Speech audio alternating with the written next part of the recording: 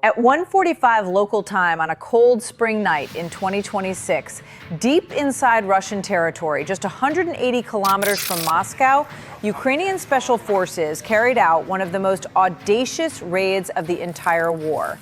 In a daring operation codenamed Silent Reckoning, an elite GUR team infiltrated a heavily guarded private compound and captured Lieutenant General Alexei Volodin, one of Vladimir Putin's most trusted and powerful field commanders.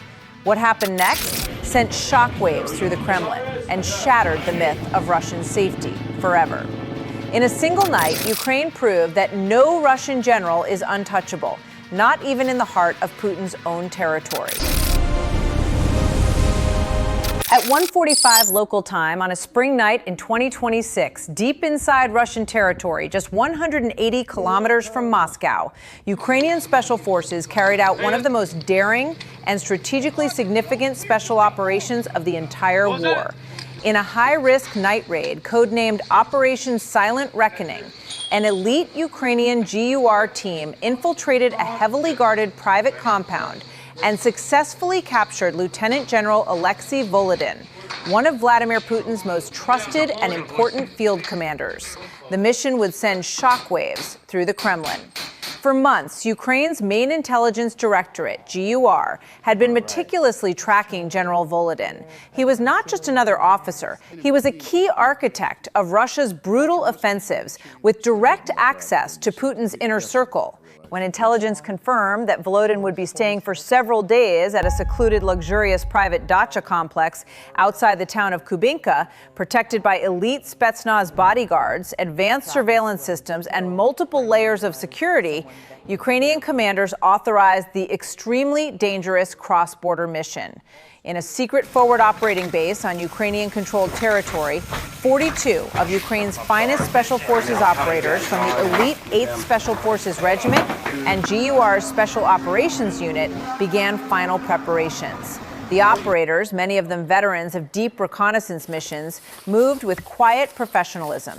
They dressed in authentic Russian camouflage uniforms and tactical gear to blend in during the initial phase. Each man carefully checked his suppressed AK-12 rifle, Glock 17 pistol with silencer, multiple magazines, flashbang grenades, breaching charges, and advanced night vision goggles. Heavy rucksacks contained medical kits, encrypted satellite communication devices, biometric scanners for target confirmation, and special restraint equipment, including sedation kits for the high-value target.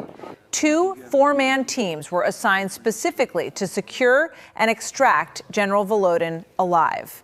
Drone operators prepared reconnaissance quadcopters and lethal FPV kamikaze drones for overwatch and diversion. The atmosphere in the dimly lit briefing room was intense. Commanders went over satellite imagery, guard shift patterns, escape routes, and emergency exfiltration plans. Every operator understood the risks. They were going deep into enemy territory, far beyond friendly lines, with limited support. Failure was not an option. The final briefing ended with a simple statement: bring him back alive. Show them that no one is untouchable. At 23:10, the strike team boarded 2 modified Mi-8 helicopters painted in Russian Air Force markings for deception.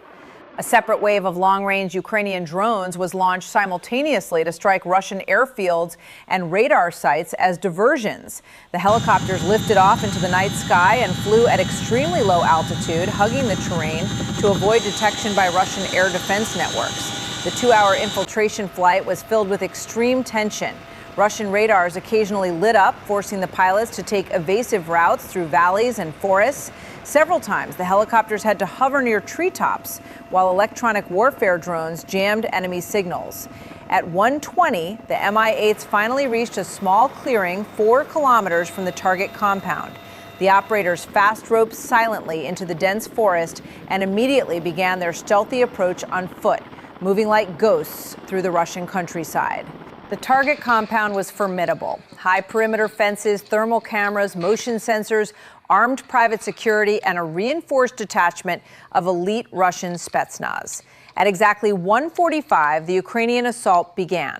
The outer security perimeter was taken down in complete silence. Ukrainian operators used suppressed weapons and knives to neutralize sentries without raising alarms. Shape charges quietly breached the rear fence. As the main assault teams moved in, the quiet night suddenly exploded into violence. Fierce, close-quarters combat erupted across the compound.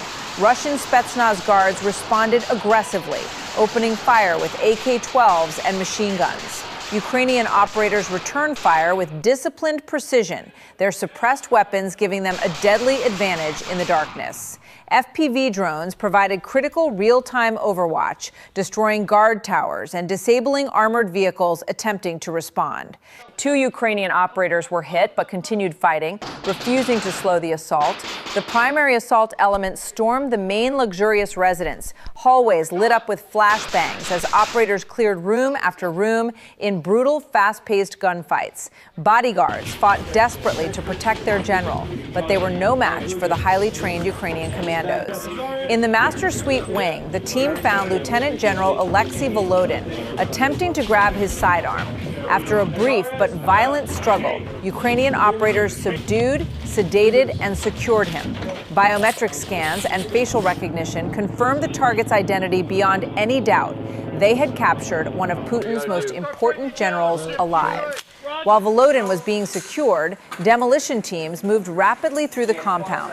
They planted explosives throughout the private command bunker, communication center, and intelligence servers. As Russian reinforcements began racing toward the area from a nearby military base, the Ukrainians triggered the charges. A series of massive explosions ripped through the compound, destroying critical command infrastructure and lighting up the night sky in a towering inferno.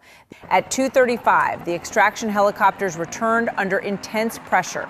The entire team, along with the sedated General Volodin, secured in a special harness, fast-roped into the hovering Mi-8s. The last man boarded as bullets stitched the fuselage. Both helicopters lifted off and disappeared into the darkness, flying at treetop level, while Ukrainian diversionary drones created chaos across multiple Russian positions. By 3:40, the helicopters crossed back into Ukrainian-controlled airspace. In one of the boldest and most successful special operations of the war, Ukraine had reached deep inside Russia, penetrated a heavily guarded compound, captured a top Putin commander, and escaped with valuable intelligence materials, all while dealing a humiliating psychological blow to the Kremlin. The daring raid proved once again that Ukrainian special forces can strike anywhere, anytime. No Russian commander is truly safe, no matter how far from the front lines or how well protected. The myth of the untouchable Russian rear has been shattered yet again. Operation Silent Reckoning was a historic success. The capture of Lieutenant General Alexei Volodin sent panic through the highest levels of the Russian military and political leadership. For the first time, Putin's inner circle realized that the war they started had come home to them, and that Ukrainian warriors were willing and capable of delivering justice directly to their doorsteps. The age of impunity for Russian war criminals is over.